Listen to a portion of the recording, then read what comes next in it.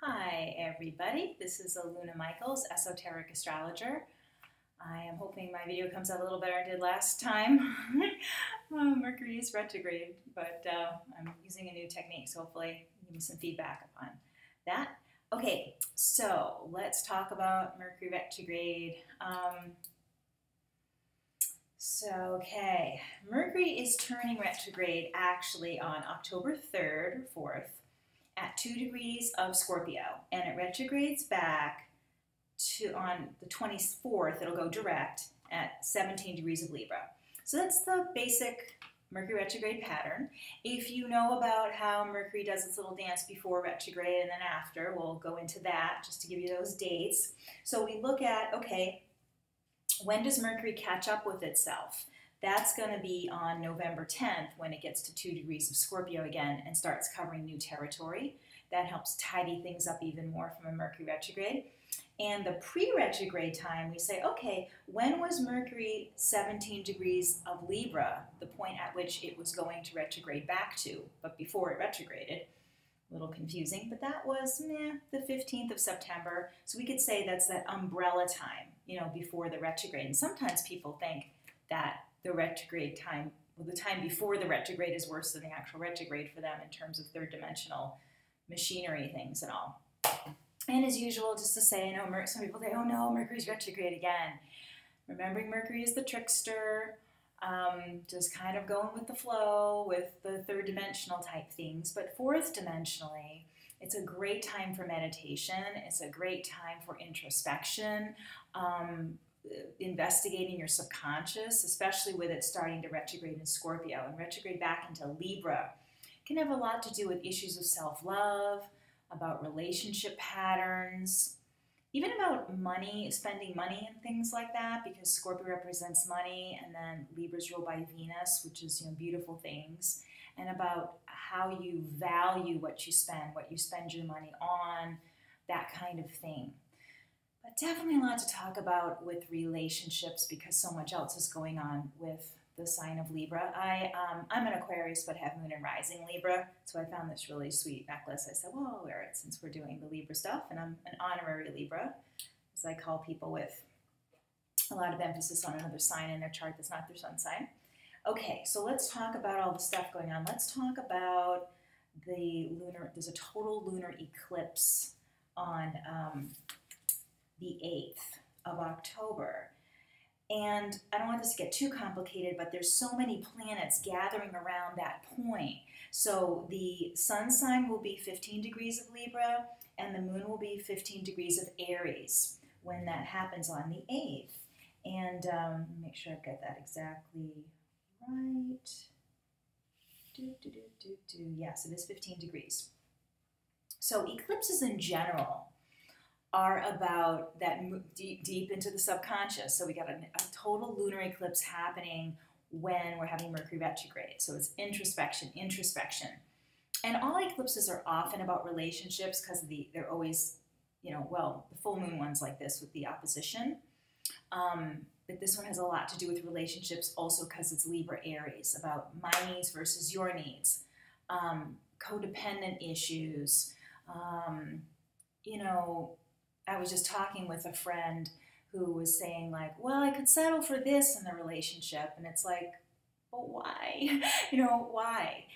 So there could be time for meditation to say, like, say with my friend who's in a relationship that isn't fulfilling enough for her, what's the karma there? Maybe meditating and seeing, is there a past life thing that comes up about that other person? Is there a pattern that you're experiencing where you accept less than you deserve? And that can be a karmic issue. Well, I deserve it from a past life. If your soul is, I don't want to say your soul is punishing you, but your soul wants to even it out. The eclipse can be a time when you say, okay, enough of this pattern. I've punished myself enough. And I get it. I've paid back the karma when I wasn't good to other people in other lifetimes, or even this lifetime. You can look at yourself in previous relationships and say, okay, now I want to forgive myself, forgive these people, and move forward. But part of that can be standing up for yourself and cutting away, because Aries is that sense of the warrior and saying, no, I don't want this, and I have to leave this person because this person isn't emotionally evolved enough to be who I want them to be, or this kind of thing. Or it could be you talking directly to somebody, the Aries. This is what I really need. Can you supply this? Or can we change this pattern? After you've done your own work internally and release them. Because I think when you release that person through the meditation process, and if you want to know more about a great forgiveness process, look at Jane Elizabeth Hart and her 7 steps.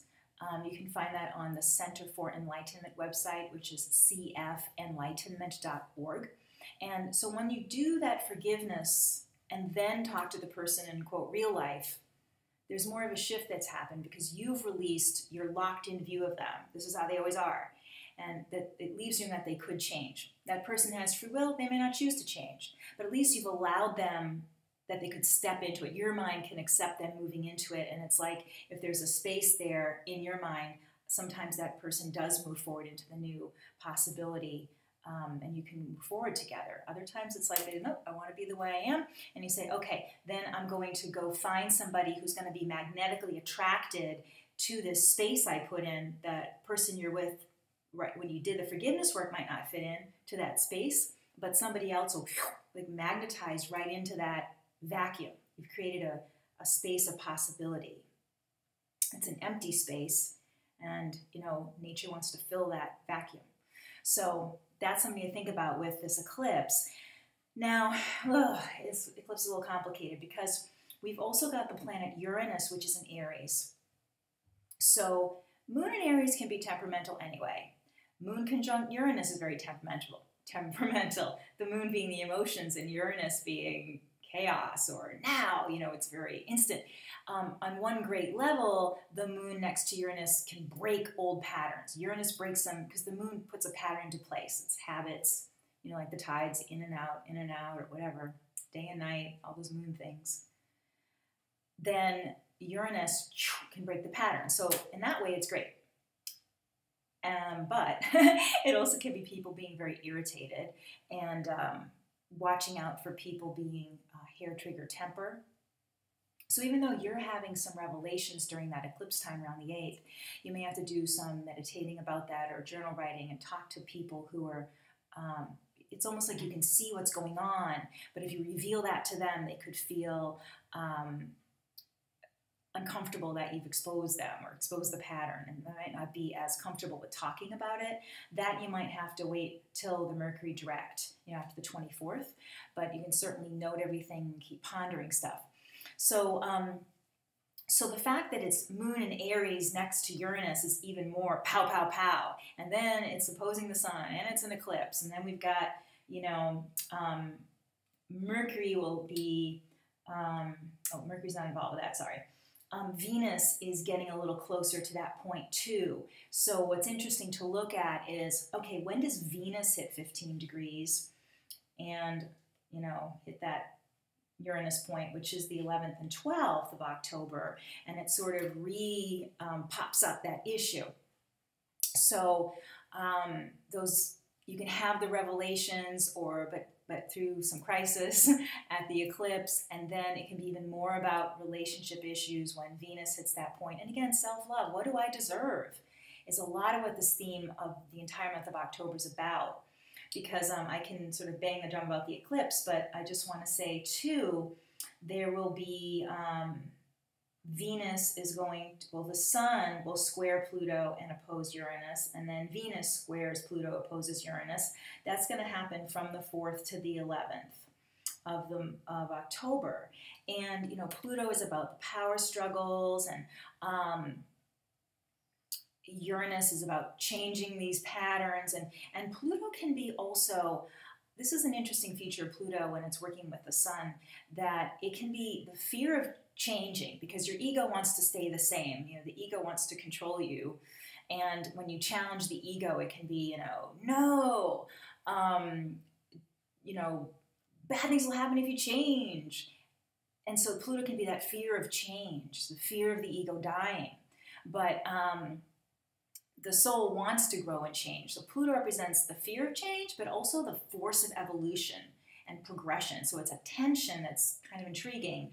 So the fact that it's working with the sun and working with Venus, it's like changing our patterns of, again, the self-love, the relationships, all that stuff that Libra represents.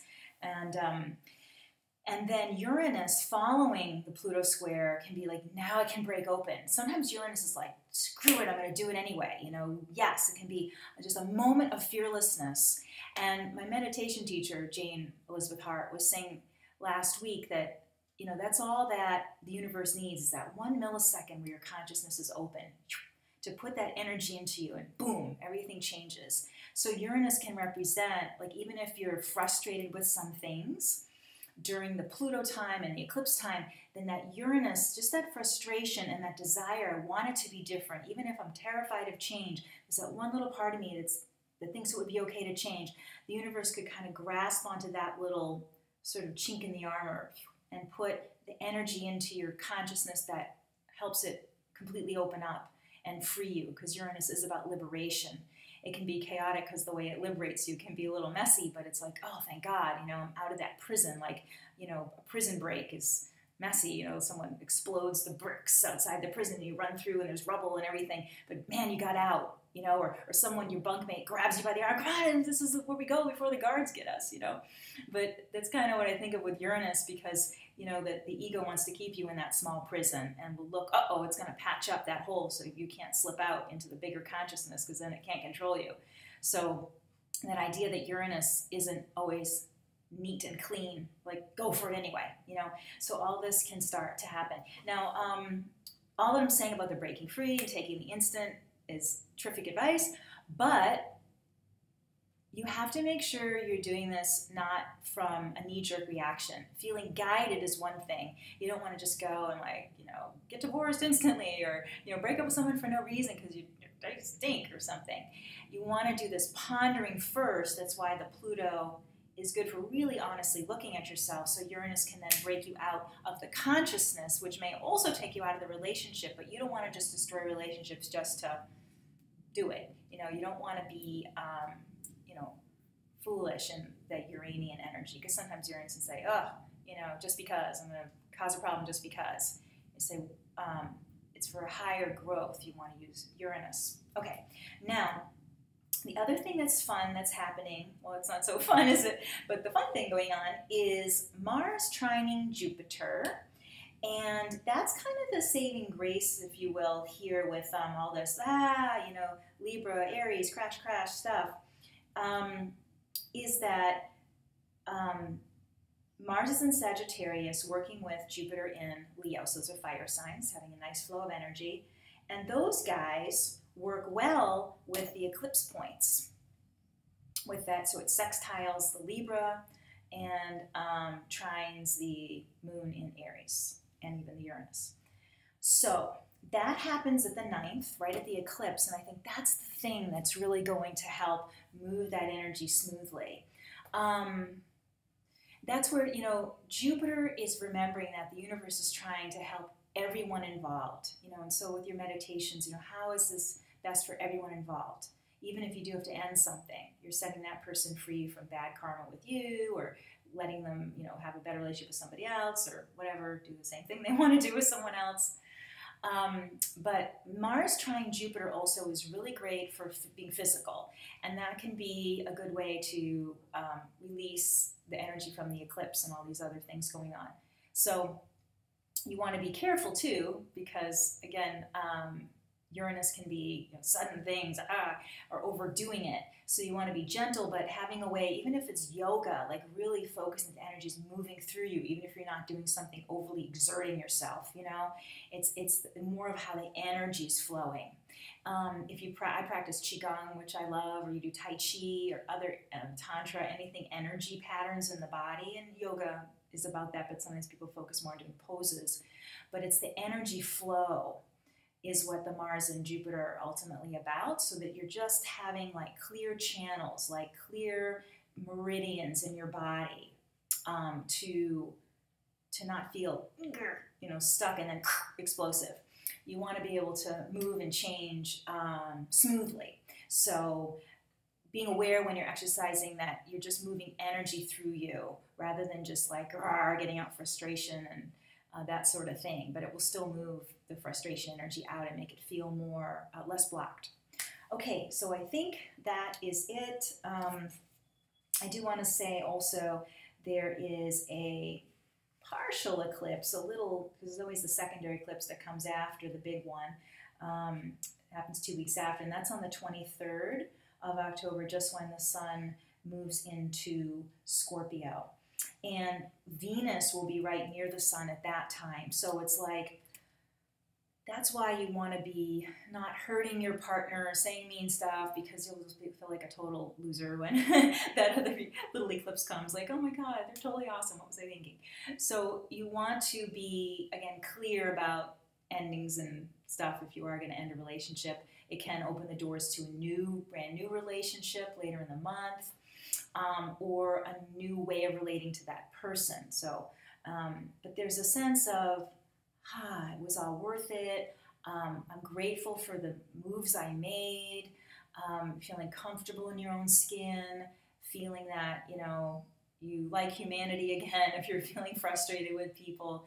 So and also that would be a great time, because Mercury's going direct then, if you do want to talk with your partner about deeper changes, because they'll be very open about, I do want things to be better. And again, if they don't, say, okay, obviously it's clear I want more, and you'll feel more brave that there is more for you, So that's the thing about maybe not taking too much action until that Mercury's direct and that second eclipse comes in.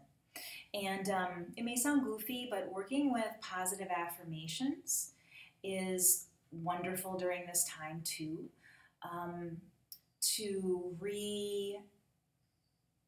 reprogram your brain about how you feel about yourself. I've been reading a really cool book called Breaking the Habit of Being Yourself, and it's by Joe Dispenza, who wrote Evolve Your Brain, and it's about changing those programs that your body gets addicted to the thoughts, because the neurochemicals produced from your thoughts, have receptors in your cells, and that's the kind of stuff you kind of work with an eclipse. Like, I don't like this set of neurochemicals.